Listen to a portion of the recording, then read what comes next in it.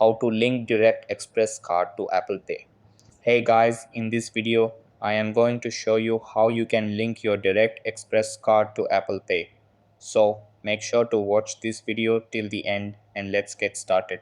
So the first thing that you want to do is open the Apple Wallet app on your iOS device. Over here, tap on the plus sign at the top right corner of the screen.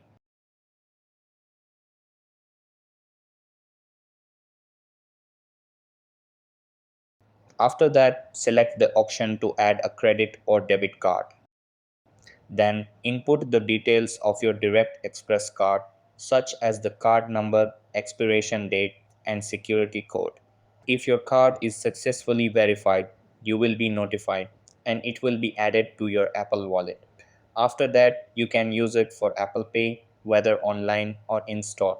If you get a notification saying the card cannot be verified, it means your specific card is not eligible for Apple Pay and there's nothing further you can do. So that's how you can link your Direct Express card to Apple Pay. That's all for this video.